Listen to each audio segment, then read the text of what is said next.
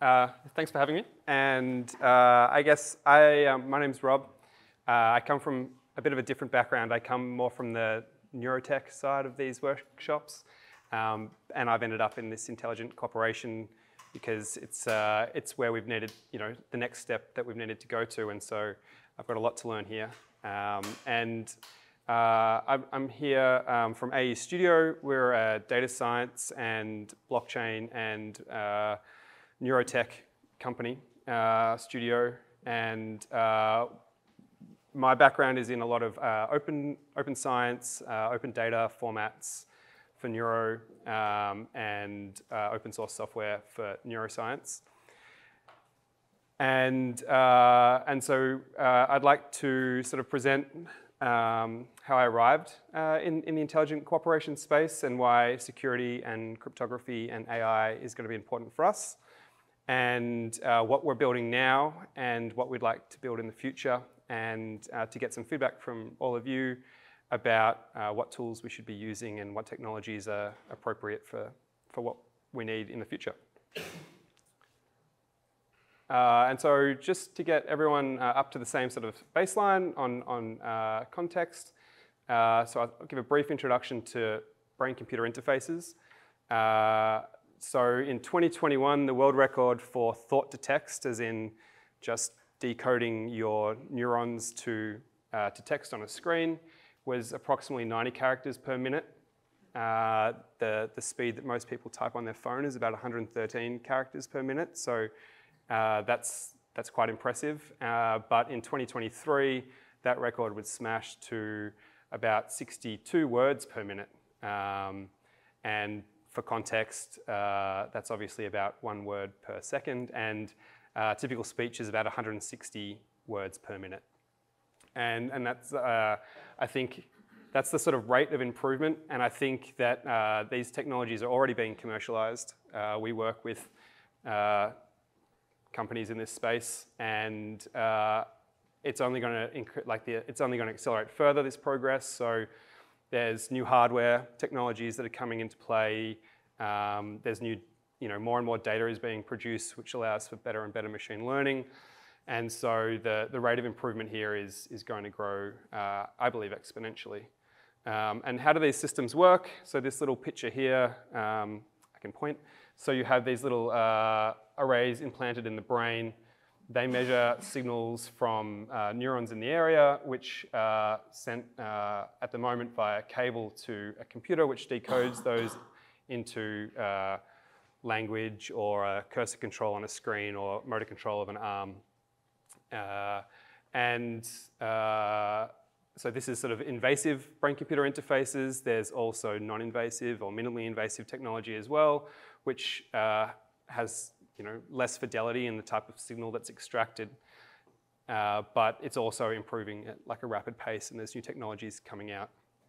And I think it's clear to most people in this room that AI is going to be important in the future for a lot of spaces, including brain-computer interfaces, and it will be like a multiplier on the information coming out of the brain. So if you're getting low fidelity text, things like large language models might be able to expand that to give you more information.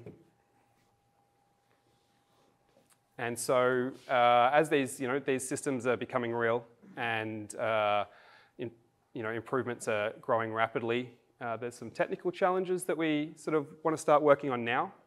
And so one problem is that to have robust and accurate BCI models, we'll need a lot of data.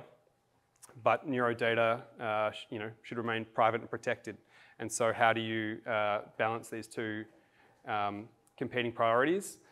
And so we've started trying to build out systems in a sort of open and distributed manner that will allow users to download globally trained models for specific tasks at the moment, and then they will be able to train those models locally, improve them, and contribute their training back to the cloud in a privacy-preserving fashion. And so you'll have this sort of continually improving brain-computer interface systems. And there was, a great talk this morning, which also sort of highlighted the importance of incentives for people to use this technology, and particularly privacy-preserving technology. And so we think that there's sort of Web3 aspects to this where people might be able to contribute coins to a particular model, and then people who contribute would be reimbursed for their effort. And there's a lot of things that we haven't solved yet, and so that's why I'm here this weekend. So I'd like to understand a little bit more about like verifiable privacy. How can we, other than just opening our code up publicly, how do we prove to people that these things are actually encrypted and private and can't be reverse engineered? And so that's sort of what we're working on now. The next sort of thought is, once we sort of have, or we already have this sort of information coming out of the brain, how do we effectively and securely coordinate with AIs to sort of help us work? And at the moment we have sort of, I'd say, low bandwidth reward approved signals coming out of the brain, which can provide rapid feedback to AI. But in the future there'll be more high bandwidth information coming out, like text, like I just sort of said before. And I like this picture here from this Less Wrong post from Nicholas Keys and Janice, which sort of shows these decisions and then the paths that can be taken, and how humans in the blue, sort of traditionally you have an unaided human is sort of making decisions and going along a path, and the different ways in which we might interact with machines to help us move faster and make better decisions, coordinate better between ourselves. And sorry, 1 minute. And so the other topic that's been talked about a lot here has been sort of like neuro-inspired, alignment approaches. And so we also would like to look into and discuss sort of neuro-inspired alignment approaches. There was another great meeting earlier that was summarized in this post by Lisa and Sumner, where they sort of highlighted a variety of neuro-inspired alignment approaches, and with my 10 seconds I won't go through them. But I'd love to talk to anyone about these and where the timelines are for each of them. And so just sort of final thoughts. I think sort of we need technical systems to ensure cooperation and security and privacy, preserving training and model generation for neurodata, and that should be built on sort of the technologies that are discussed here. Wonderful, thank you. Any questions, comments? Yes, Ryan. So why not open source a lot of the software? In the cryptocurrency community and the broader security community, we generally take the approach of assume the software that's not open sourced is definitely insecure. Yep. And don't trust closed proprietary software with private information at all. Yep. Keep all your private information as much as possible in the open source world. Yeah, sorry, I wasn't clear there. In addition to open sourcing, so all our sort of work is we open source a lot of packages and products and effort. So, but is that enough to convince people is the question to this field. Like, if you can see the code, do you therefore trust it? It's a good start, yeah. Okay, maybe one more. Yes, Brewster.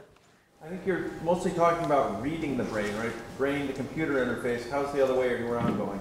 Yeah, it's also progressing quite well. So there's great examples of robotic arms where someone will shake someone's hand and they'll also get feedback from the other person, touching and squeezing their hand, and that sends electrical signals back into the brain, and so you get this, you get both sides of the coin. So there's also, on the getting information into the brain, there's cochlear implants and midbrain implants, which have been around for quite some time, and vision implants as well, which will use electrical stimulation of various parts of the brain to elicit a percept, and they're quite robust. And they've been productized, so they work.